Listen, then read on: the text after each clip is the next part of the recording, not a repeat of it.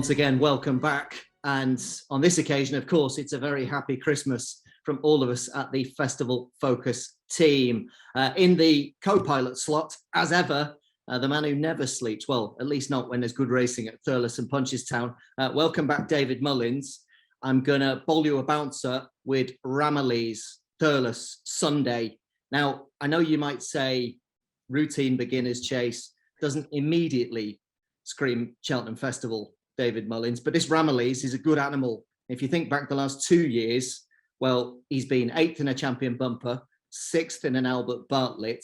On this chase debut, did you see enough encouragement to warrant those quotes that were flying about for the Brown Advisory, depending on where you shop around? 12 to 1 the shortest, 20 to 1 the biggest. What do we make of this Ramalis? Ramalis is a proper horse who was always held in high regard in Willie's when I was there. I remember him running in the champion bumper. He was well fancied. I think he got beat at Stevens' day in Leopardstown, but I think he was one of the best backed horses of the Christmas week. So his good runs in Cheltenham probably have been a little bit disappointing from what we know of him at home, but he is quite a big horse. He does jump well, as we've seen. And I think Tenzing, the horse who was second, is on the improve. He only ran the bumper this time last year. And I think he can upgrade the performance a bit. I think he's going to come on for it too. So if you fancied him yourself, if you thought there was a hole in the race, maybe I couldn't put you off a few pound each way on him. Interesting. Also interesting, and I'm looking forward to asking you about her. Sticking with Thurles Sunday, Liberty Dance, who won the listed Mares Novice Hurdle on the same card. She's very lightly raced. After the race, the bookies are always quick to come out with quotes for races that don't necessarily warrant justification. She was put in for the Mares Novices Hurdle at Cheltenham in March, anything between 6 and 12 to 1. Did she impress you, Liberty Dance? She did impress me. I think she's a mare that's probably going to need further than 2 mile. And to win around a sharp track like Thurles, I thought she'd done very well, and she's won it quite impressively in the end. I think maybe things went a bit easier for her than the chasing group in behind. But I can only see her improving for the extra 2 furlongs on a stiffer track on the Thursday in Cheltenham. Interesting. And of course, the man on her back, he won't be at Cheltenham, at least not in the saddle. Winner number 1,579 for a certain Davy Russell, a career of more than 23 years in the saddle, and he used her to bow out on. Where does Davy Russell rate in your estimation? And when the pair of you, David, were colleagues in the weigh room, how did you get on? Sure, Davy's been around. I grew up. Davy used to ride a lot of horses for my father and Paul Duffin back. Geez, it must be 15 or 20 years ago, and he was the same character back then as he is still now. He's still a bit of a messer, and I suppose that probably helped his longevity, being the messer in the brain that kept him there a bit longer than everybody else. But he's the last of that generation, and the big days, there was no one better than him. I think he rode 11 years in a row riding Cheltenham Festival winners. That's Ruby-esque. Like, that's what he done on the big days, I thought was unbelievable. And when you two were together in the weigh room, was there ever a moment where you, as a young jockey coming through, him as one of the old heads, did you ever go to him and consult him and say, how do I ride this track? How do I deal with a tricky owner or a trainer who's giving you a hard time? Was there ever a moment where you looked to him as a sort of guiding influence?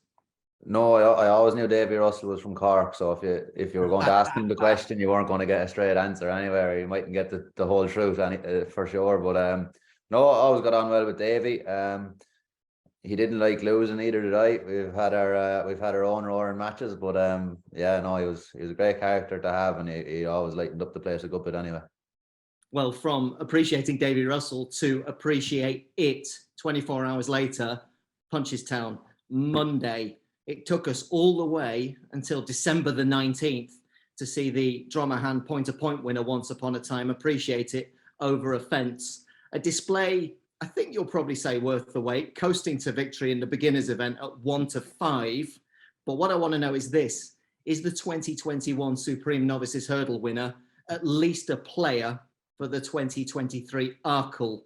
Now we've seen him and we know that he's alive and well. Bookies going 4 to 1 or 9 to 2 about the Arkle chances of this horse, where of course if he does make it that far down the river, John Bon will be waiting. Yeah, appreciated to me. I always held this horse as people talk about Galopin Des Champs. I always had appreciated before that in that sort of league. Listen, he probably looked a bit stuffy, if anything, yesterday. He ran around a bit turning in. I think there's going to be masses of improvement to come from him.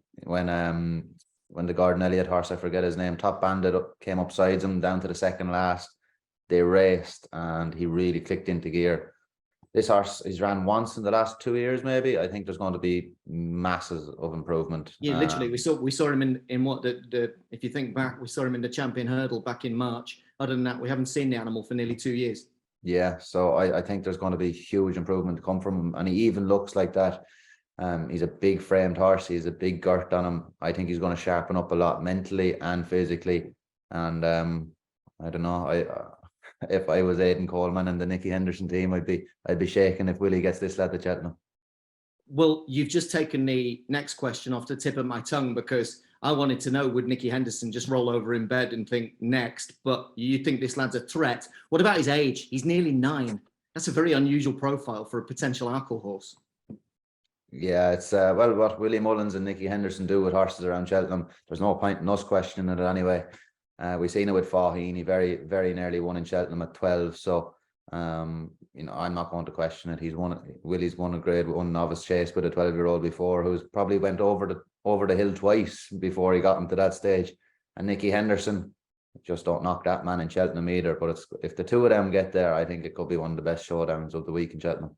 Well, listen, from Nicky Henderson, let's go back to Willie Mullins, because not only did he have appreciateit, he had a mighty treble at Punchestown on Monday. Leg 2 was Saylavee, who I know she wasn't entirely fluent at the 5th, but apart from that, she went about her job really quite nicely.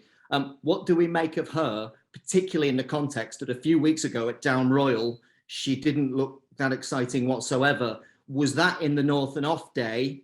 And is she worthy of inclusion in the conversation for the Mares Novices Hurdle? The bookies would have you believe so, because they won't give you bigger than 16-1. What about this Saylavee?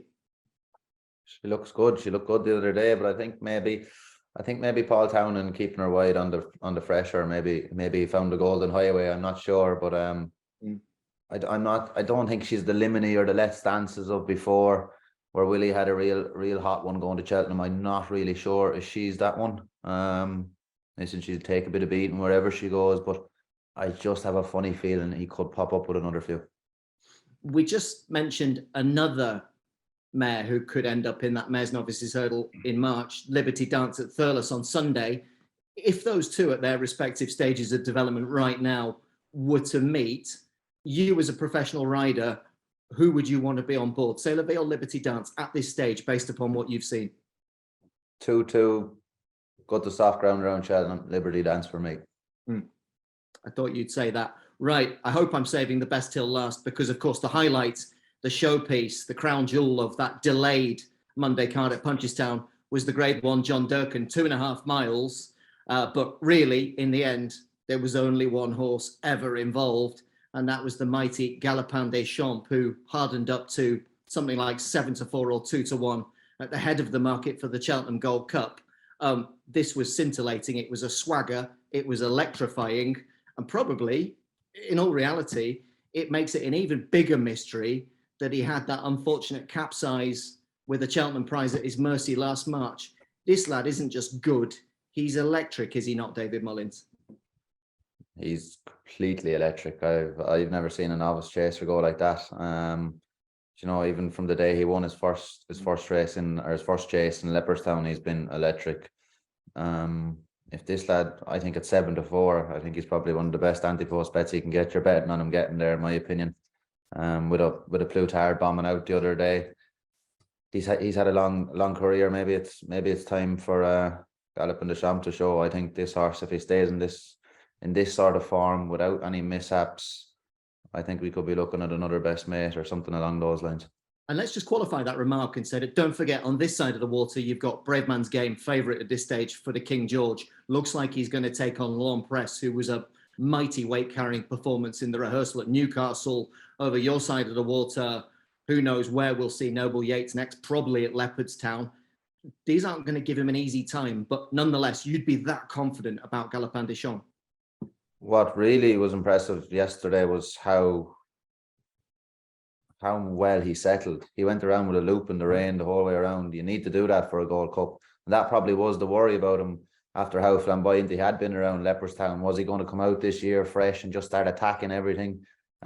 He didn't. He jumped like a real professional, and that's exactly what you want to see. I think he's where that horse is now mentally and physically. I think he's if he can hold on to that for the next couple of years, they're going to have a hell of a job getting by him. And you've been there on the very biggest days, on some of the best animals in the saddle. When Paul Townend asked this lad to go about his job, the response was instant. But the moment, I think, that really crystallised it was his leap at the third last, where he asked him for a good one, for a long one, for a big one. And you could almost hear the crowd just go, ooh, they're watching something far beyond the normal. When on the rare occasion you get that kind of push button response, that as a rider must be some thrill for you. It is. It's unbelievable. But the thing I took out of it was the way he hit the line. The response, you say, was instant from Galopin Des Champs when Paul Townend asked him the question. The thing that stuck out for me was the response was never ending.